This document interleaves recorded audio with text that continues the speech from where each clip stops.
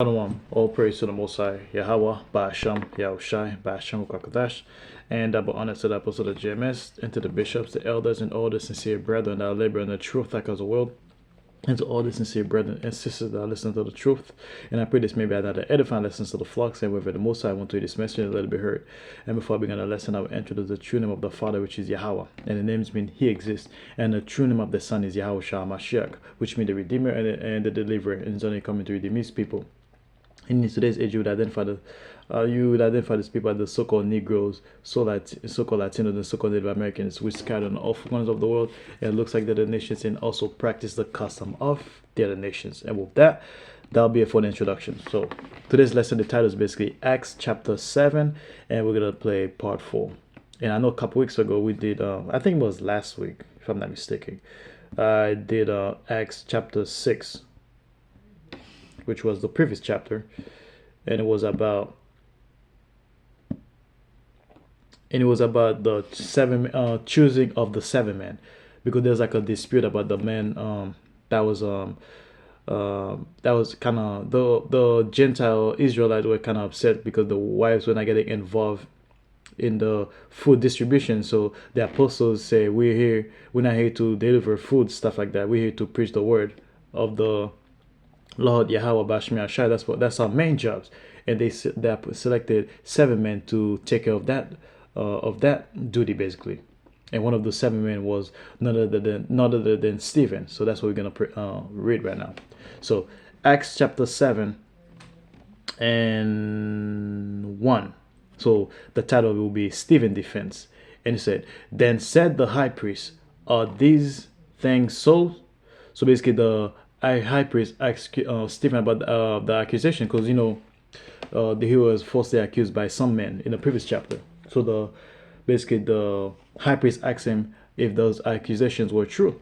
Let's see what Stephen says in verse 2. And he said, "Men, brethren, and fathers, hearken."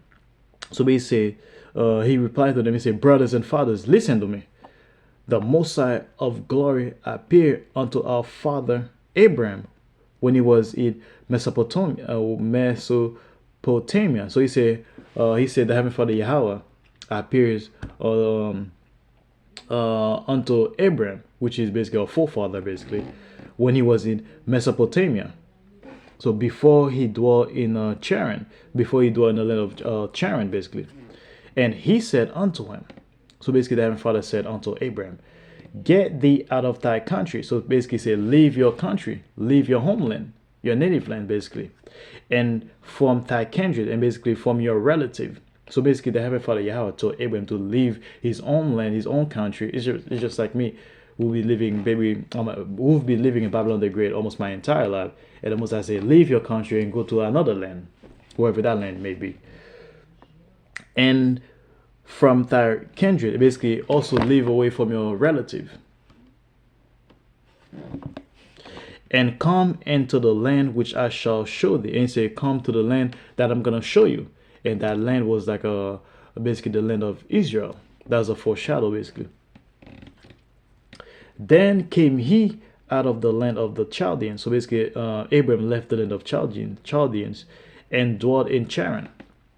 And from thence, when his father was dead, he removed him into this land where ye now dwell. So basically, Abraham left the land of Chaldeans and lived in the land of Charans. Basically, until his father's dead, he removed him into this land. So basically, then the Heavenly Father Yahweh brought Abraham to the land that he dwell right now. And 5.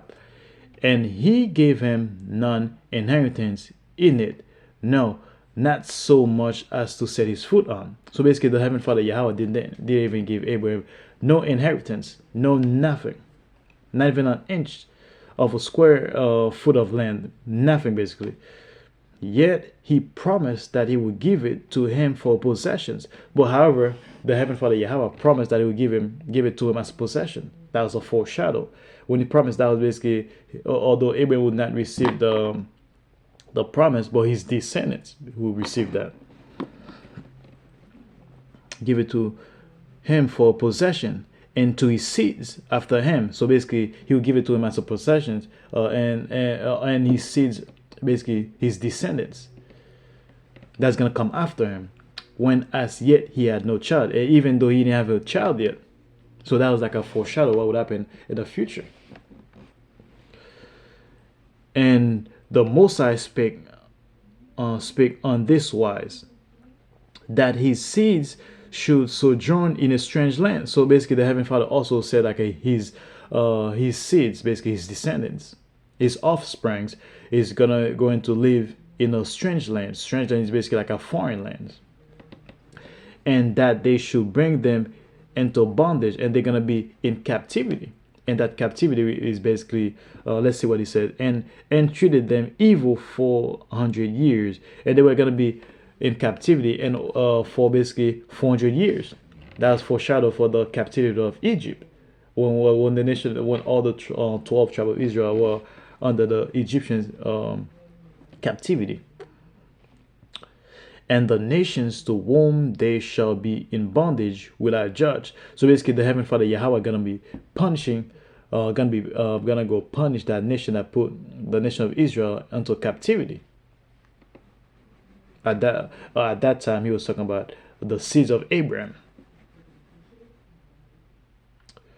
And after that they shall after that shall they come forth and serve me in this place. After that, we were gonna come out and worship the Heavenly Father Yahweh in this place. And he gave him the covenant of circumcision. So basically, the Heavenly Father Yahweh gave Abraham the covenant of circumcision, and so Abraham begat Isaac. So basically, Abraham become the father of Isaac, and circumcised him in the 8th day. So he circumcised Isaac in the 8th day, basically. And Isaac begot Jacob's. And basically, Isaac became the father of Jacob, basically. And Jacob begot the 12 patriarchs. And basically, Jacob became the 12 patriarchs of the 12 tribes of Israel. And the patriarchs, moved with envy, sold Joseph into Egypt, but the Heavenly Father was with him. So basically, the patriarchs, they move with jealousy. So they sold the younger brother Joseph into Egypt. Basically, they sold him as slave, but the Heavenly Father was with him. But throughout the process, the Heavenly Father Yahweh was always with Joseph. All these things happened because of prophecy. So prophecy could be fulfilled, basically. And deliver him out of all these afflictions. So basically, the Heavenly Father deliver Joseph out of all these troubles, and give him favor and wisdom in the sight of Pharaoh, king of Egypt. So basically, throughout all those adversity was facing, the Heavenly Father basically show him favor and basically and wisdom and give him wisdom in the sight of Pharaoh, which was the king of Egypt. And he made him governor over Egypt and all his house. And basically, the Pharaoh gave Joseph authority. He made him governor and gave him authority over Egypt and all his house. So basically, Joseph became the number 2 in Egypt. He was only second to Pharaoh. After Pharaoh, there's nobody above Joseph in that land. Oh my goodness, what you have to turn off now? Now, there came a dearth over all the land of Egypt and Canaan. So basically, there was a great famine all over the land of Egypt and also Canaan, and great affliction, and there was basically great misery. And our fathers found no sustenance. So basically, when you say our fathers, which means like our ancestors ran out. They have no sustenance, which means they ran out of food, basically. But when Jacob heard that there was corn in Egypt, he sent out our fathers first. So basically, when Jacob heard there was corn, basically there was grain in Egypt, so he sent out our fathers first. So basically, he sent out his sons. The sons of Jacob were the 12, the progenitors of the nation of Israel, our forefathers, basically. He sent them out first. And at the second time, Joseph was made known to his brethren. So basically, the second time they went, basically Joseph made known to his brethren, and Joseph's kindred was made known unto Pharaoh's. And basically, Joseph's brothers were identity were revealed to Pharaoh. He introduced them to Pharaoh basically.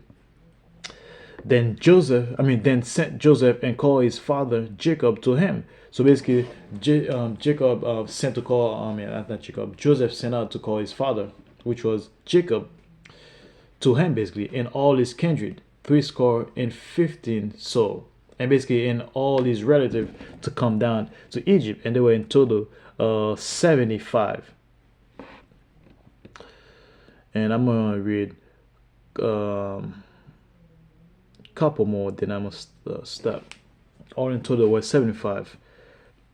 So Jacob went down into Egypt and died, he and all fathers. So basically, Jacob went down in Egypt and he died, and so also forefathers, which is basically the not only Jacob but also the rest of the and his sons, which were the progenitors of the nation of Israel. They all died also. So I'm gonna stop today here, and Lord willing, I'll finish that the rest of the lesson in another time. And with that, I'd like to say Shalom.